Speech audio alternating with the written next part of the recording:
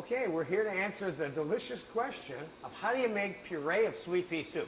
Now, Americans are not used to having puree of sweet pea soup. That's because this is more of a European classic, okay? You're going to find that this soup, in terms of asking the question, which is what I hear all the time when I tell people about this soup, is, well, is this like split peas? You know, this is peas, green peas, like early June peas, sweet peas, okay?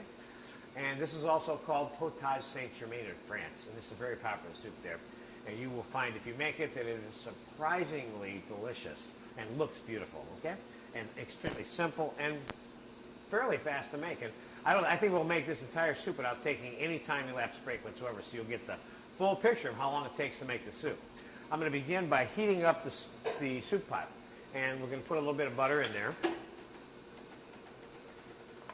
And we're going to saute sliced onion, one onion, which is what this recipe calls for, in the butter. And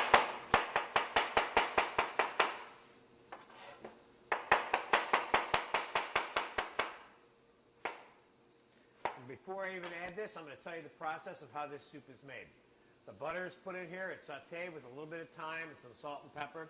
The lettuce and the potato and the peas is added. The stock is added. It's brought to a boil, stop. Puree it. Then it's put back on the stove, and then it's finished. It's basically that simple. All right, so here goes the onions.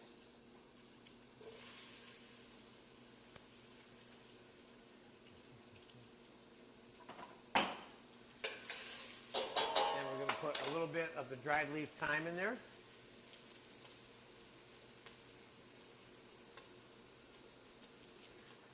And we're going to shred the lettuce. I'm using iceberg lettuce in this case. We'll take the stem of the lettuce out. And we're going to save a little bit of the chiffonade of lettuce, which is what we're going to use for garnish on top of the soup bowls. So let's just take that part right here and we'll save it for the soup bowls. All right? Meanwhile, let's get this cut up and in the pot.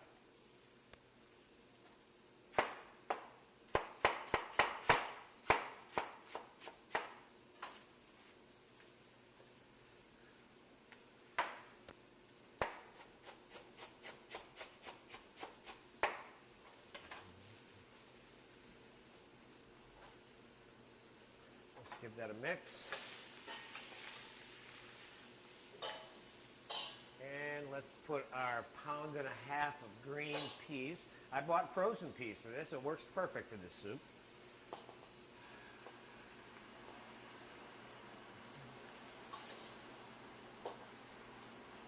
Again, this is considered to be a white soup and not a brown soup. So you don't brown any of the vegetables. You just cook them a little bit, all right? And that is about 1.5 pounds of peas.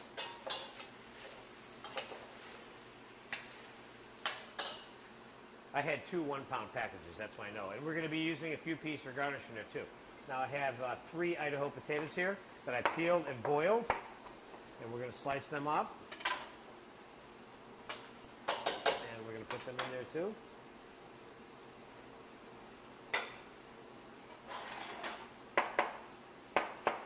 With the potatoes, I peeled them, I cut them in half, I put them into cold water, I brought it to a boil, I simmered them for about 10 minutes, 15 minutes until they were tender enough to eat and puree, and then I shocked them in ice water to stop the cooking process a little bit so they wouldn't turn to mush on me.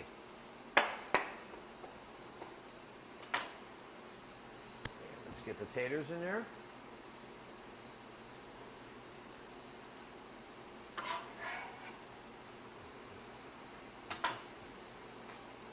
Now, we're going to pour the stock on here, which I have chicken stock for.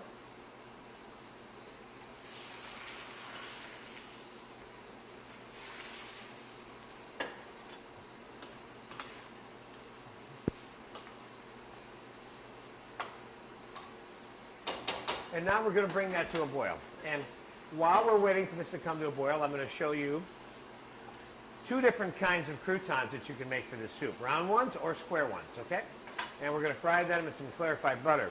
And you might want to keep in mind that this is probably the best tasting kind of crouton that there is. one being fried in clarified butter. It has a lot of flavor. And there's nothing wrong with taking bread and toasting it in an oven for a crouton, but there needs to be some kind of flavor added to it if you're going to use the crouton as the garnish, okay? So we're going to put the soup on the back burner here, so to speak, and use the front burner here for the croutons. So we'll start by making we'll make 4 round croutons first.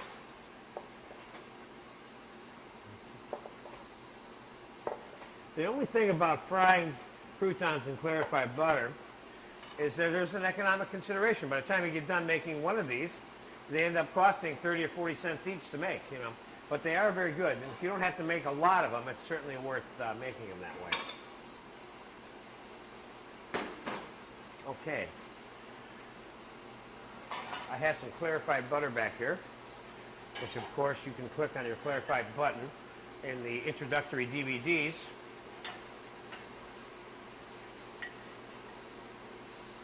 First, we're going to make the 4 round ones, being careful not to burn them, okay, which is the one thing that happens that's bad when you make croutons. Let's pop those in there, and we got the fire on medium and not high, okay? Now, the other ones we're going to make are going to be a little bit square. Now, those we're going to make without the crusts of the bread on, see? So we're going to cut the crusts off the bread. You can use a bread knife for this if you need to, but you don't really need to if you have another knife that works good.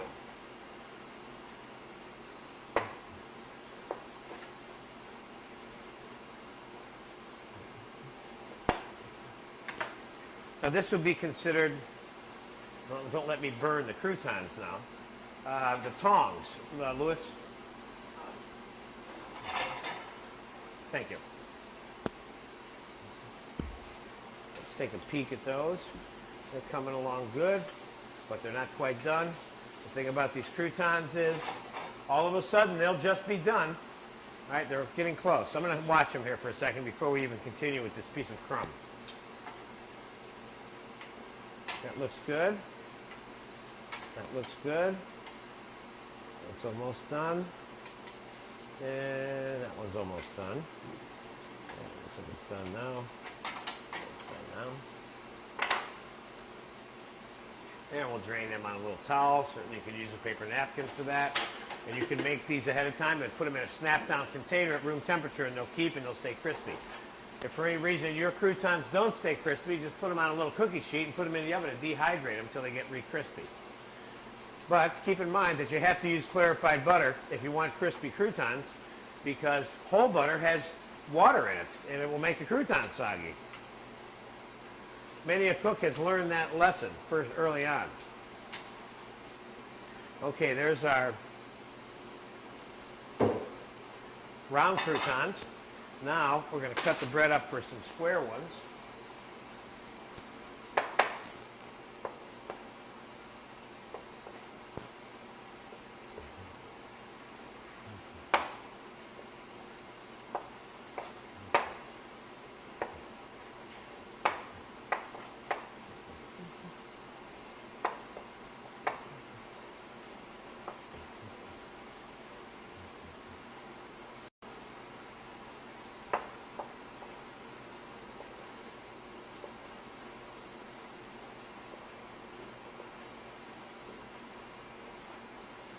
Make them. You can make them really, really tiny, like half the size of a dime if you want, in terms of their circumference. But I kind of like them a little bit bigger. One thing about a smaller crouton is it tends to get soggy. Let me get myself some sweat off my forehead here. Excuse me. Now, they tend to get soggy in the soup faster because they're so small, and they suck up the soup, and then they're not crispy anymore, and that kind of defeats the function of the crouton. Now, in this particular case, we're going to dump the crouton on another towel to drain, unless I can get them on this towel. Let me get them on this towel. All right, let's slide that back over. A little bit more clarified butter.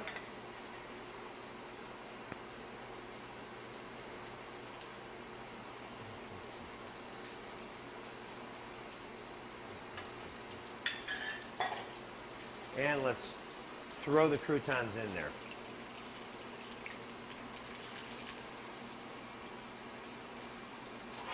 In this case, you'll toss the croutons around as they're browning a little bit to make sure that they get browned all the way around. But let them cook a little bit first before you continually toss them. They'll never brown. They'll end up all greasy and soggy, okay?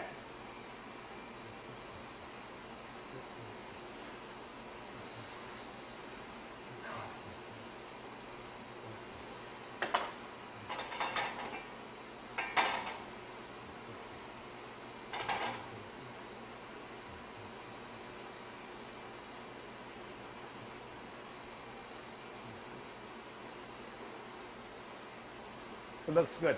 You know, the difference in the taste between frying a crouton in clarified butter and toasting it in the oven is like night and day. You have to eat it to actually believe it.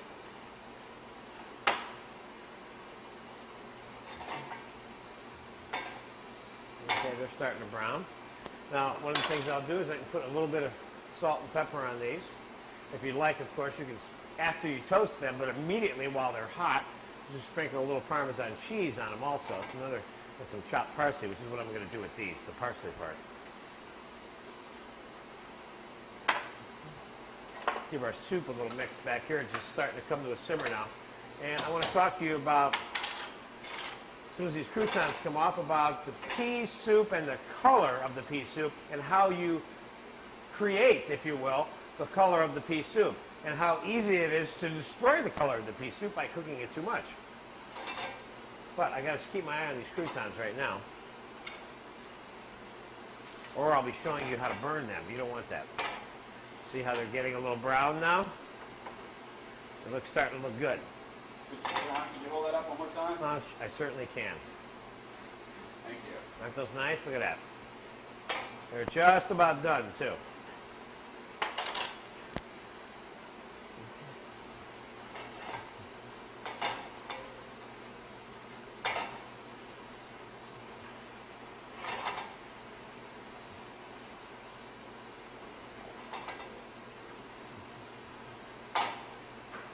Chopped parsley. You can hear that parsley frying in there. I like that. Now we'll take the butter. Use a slotted spoon. Take the croutons off and put them on the towel. Those look nice. Very nice. Okay, now we're going to bring the soup back to the forefront. It is boiling.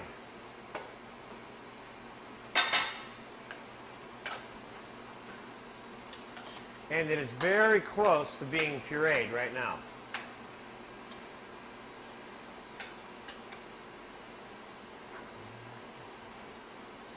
Okay, let's talk about how to keep this soup really nice green pea green.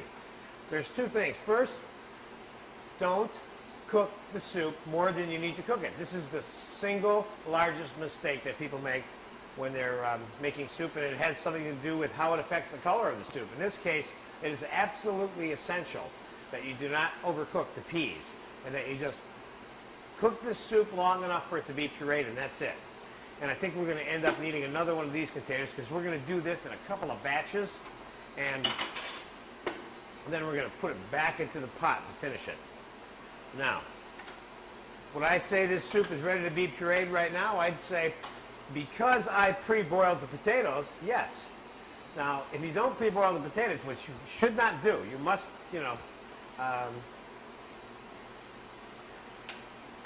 boil them. Otherwise, you'll have to cook the pot with the peas in it too long, and then the soup's not going to be green, okay? So, let's begin by taking some of the soup and batch pureeing it, okay?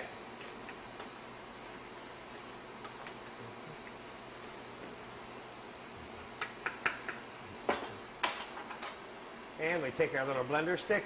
Of course, you can make this soup in a food processor if you don't have one of these little blender sticks. If you go the food processor method, keep in mind that you should drain the food from the juice and puree the food and then add it back into the juice. Food processor is not designed to accept liquid puree stuff, just food that's soft and hot. That would be what I recommend for the food processor. For the regular bar blender, if you will, or kitchen blender, just make sure that you don't overfill the blender beyond about 2/3, and that the lid is on tight, and that you start the machine out slowly and not pressing it directly to puree immediately because it'll try to get out of the pot on you. You might get burnt. So let's give this a zap.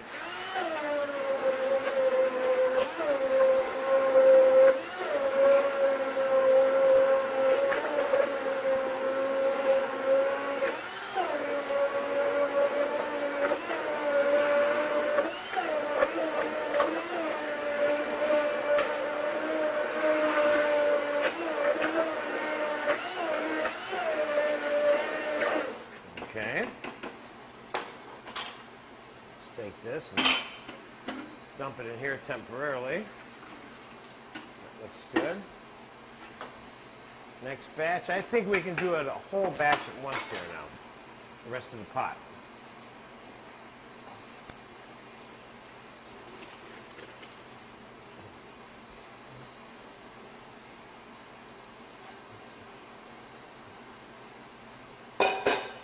Meanwhile, we'll take the stuff that's pureed, put it back into the pot. Oh, the color of that soup is fabulous. Now let's complete the pureeing process here. Look at that color.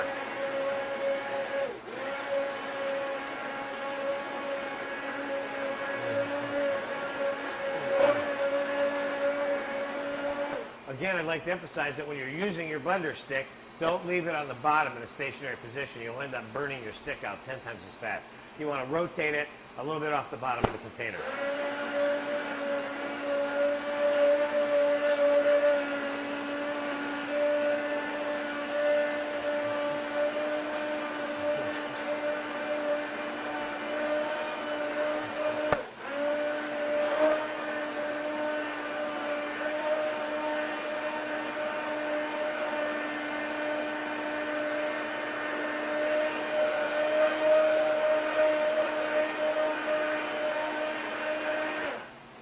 Okay, this is pureed, and I want to show you the texture of that soup on a plate here, so you can see what that's like. Let me get some of this sweat off of me again. God forbid any of that should fall into the food. Look how green that soup is. You see the texture of that soup? It's almost, the texture is almost perfect just the way it is right now. Let's get this in the pot.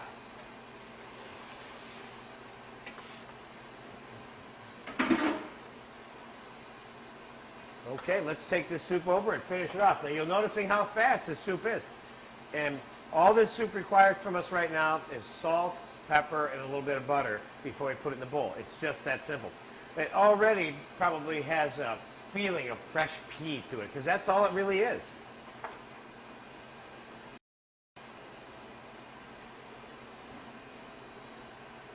Okay, I got about 2.5 quarts of soup here. And so I'm going to put about 4 to 5 ounces of whole butter into the soup. But before I proceed, I'm going to taste this soup just to find out a little bit about oh, the soup looks so nice.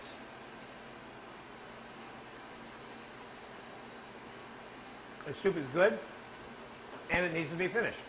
The finishing process right now is what's going to put this soup and separate it from everything else. Right now, it's just okay to good, because that's all it's supposed to be based on what I've done. Now we're going to finish this soup and make it into something really special, okay? So let's start out by putting about 5 ounces of whole butter in there. And it's going to need a little bit of salt. And it's going to need some more pepper. And we're going to taste that. I think it's going to need a little bit of sugar. We're going to zap the butter in.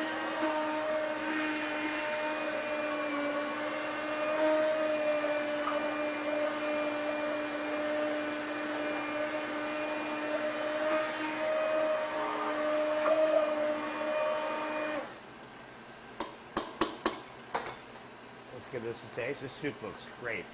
You see how fast this was? You gotta love that part. Let's have a taste here.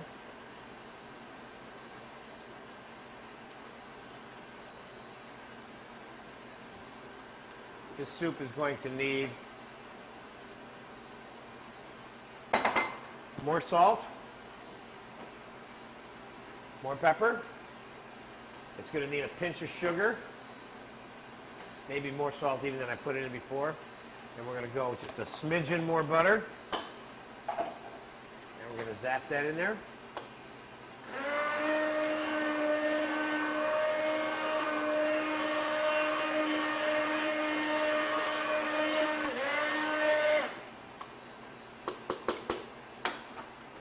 Now this soup should only be made the day it's going to be served. If you put this in the fridge, the vibrancy of this color is going to disappear on you. And it's just not the same without that vibrancy of the color. So because it takes such a short amount of time to make this soup, it shouldn't be an issue in most cases for you. But I recommend that if you want to serve this soup, only do it on the days where you can make it within an hour or two before you're going to serve it. Let's give this a taste before we show you the final presentation on this. This soup is much better right now, and it needs a little bit more salt, and it needs a pinch more sugar, and it needs a little bit more pepper, and I think we're there.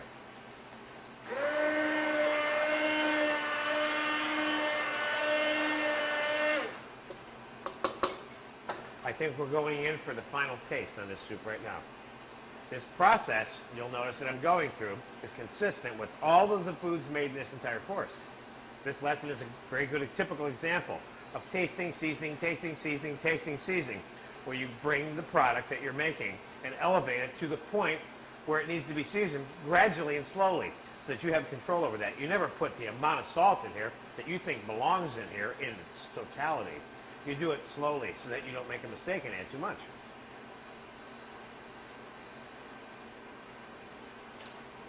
This soup is really nice. And based on what I've done, it doesn't look like it's that good. This soup is really good.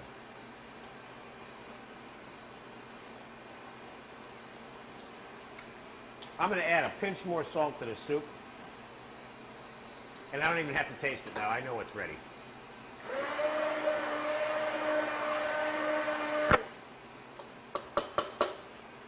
Okay, how to serve this soup. Serve it in a warm soup bowl. Look at the color of that soup. You see what I mean?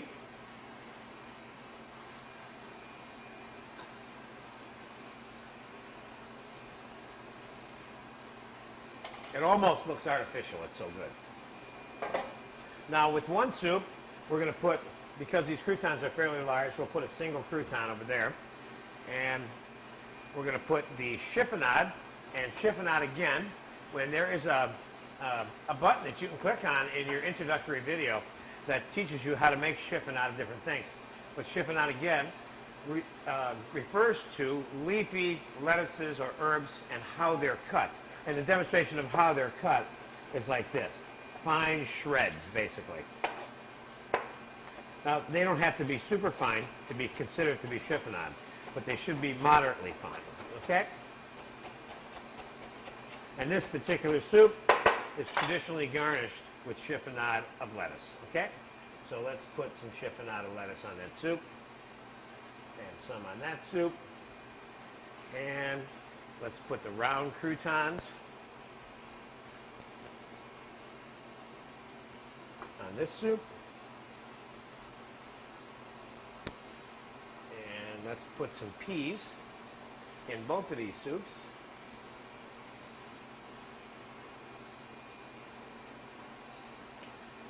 And not to be redundant, but to be absolutely perfect for this soup, a little bit of another green chopped parsley. We have 3 different shades of green inside this bowl. Now there you have it. A very classic soup, Potage St. Germain, also called puree of sweet pea. The garnishes that are on this soup today right here are the classic traditional ones also. If you make this soup and eat it, you will find out why this soup is famous. Have a great time eating this soup.